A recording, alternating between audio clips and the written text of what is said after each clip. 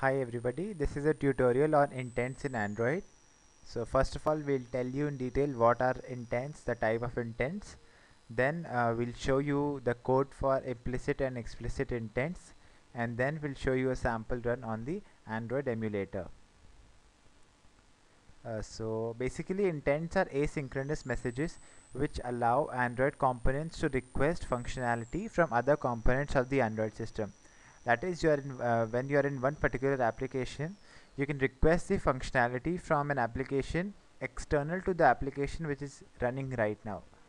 Then an activity can send an intent to the Android system which starts another activity. That is, when you want to switch from one activity to another, you can use intents. Intents are instances of the android.content.intent class. So whenever you are using intents in your code, you need to import this particular class. An intent can also contain data. The data can be used by the receiving component.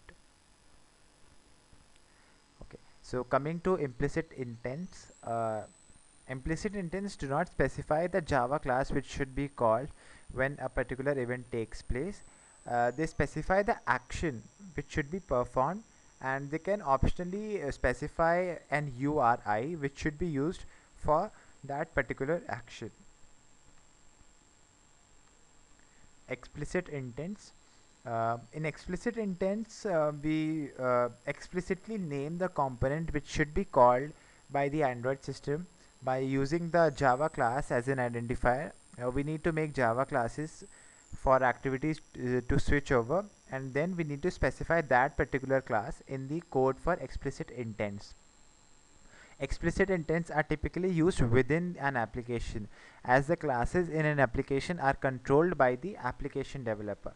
So the application developer has to keep in mind that he needs to specify the proper classes for the switching of activities.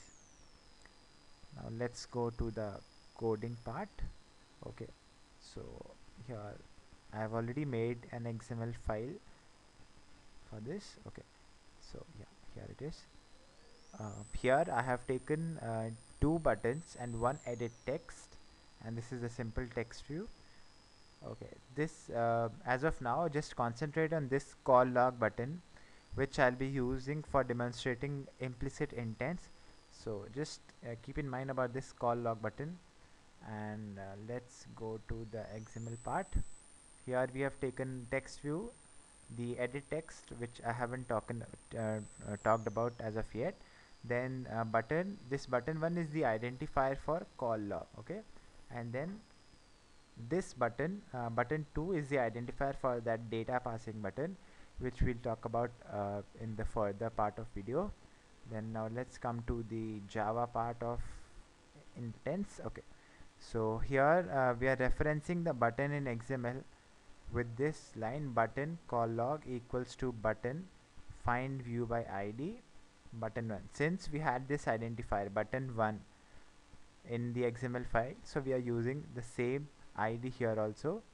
Yeah, button 1, here we had button 1, so here we are using call log identifier here for this particular button. And then because we need to define the on click event with an identifier, so we do it this way. And then this is set on click listener event taking place.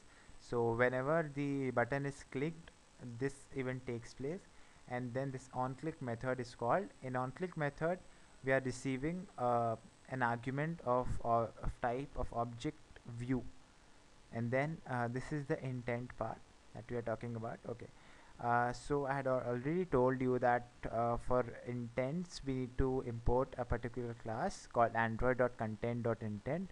So here we have imported that particular class so that we don't get any other errors later on.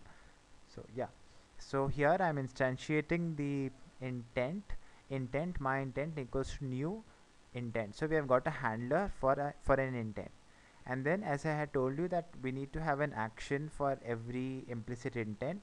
This is mandatory. Okay, you always need to give an action. However, URI is no, not is optional, so you can or you may not specify that.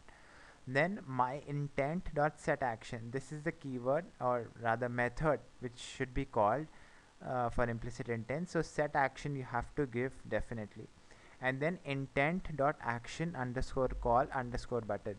Action underscore call underscore button is because I want to view the call log. So this particular keyword is associated with call logs. There are a lot of actions which can take place with respect to Android intents, implicit intents actually. So you can view them in the developer side. So I've chosen this one because I want to view the call logs. So just with this I get the call logs, and then I start my activity with the handler for intent. Okay, now let's look into the explicit and data transfer parts of intents, and then finally we'll have a sample run for implicit, explicit and data transfer part.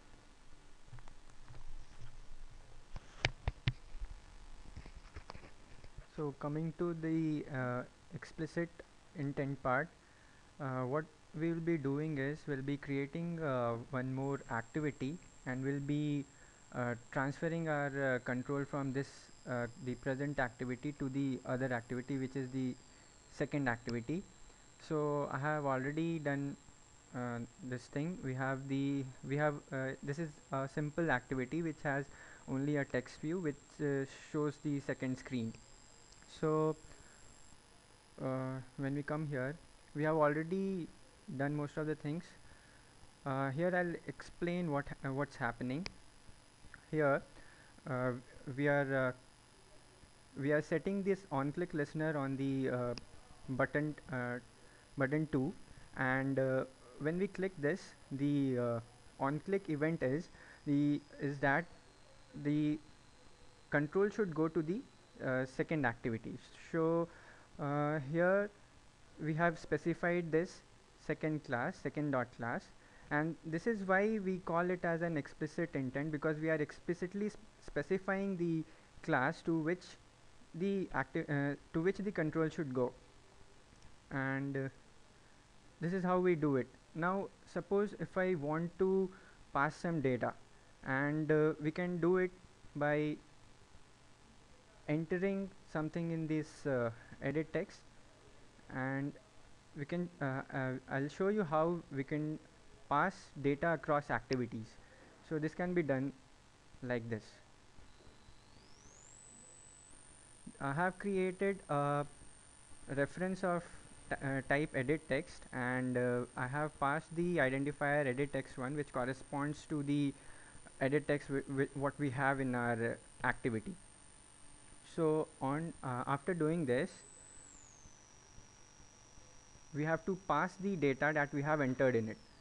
So we can do this by using the put extra method.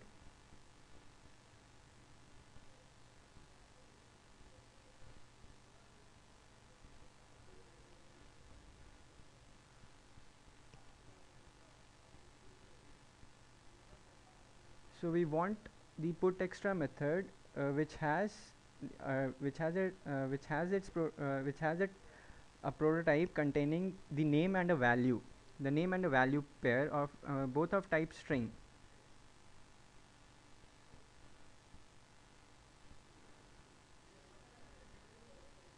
So this is what we need, and in name we can specify the identifier, the value through which we can reference to this value. So I'll call it test data,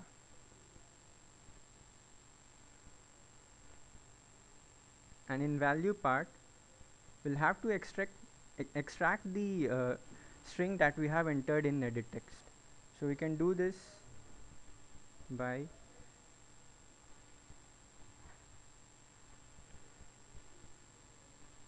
using this method get text, and then converting it into string, and then passing it. Now as we have passed it, we have to collect this data. So we go to the second.java class,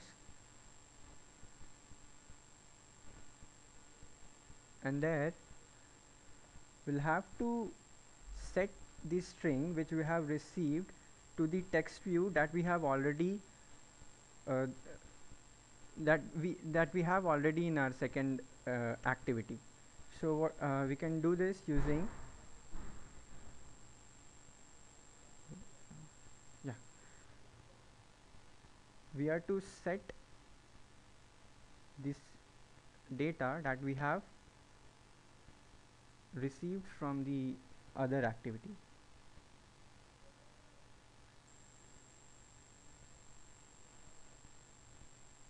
So we reference to the intent and then get the data using get extras method, and then we convert it to string.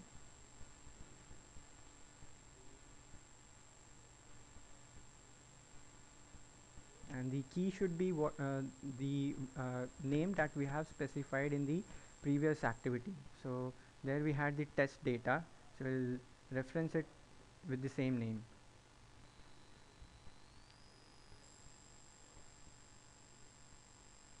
So we are done with it. So now we'll have a test run.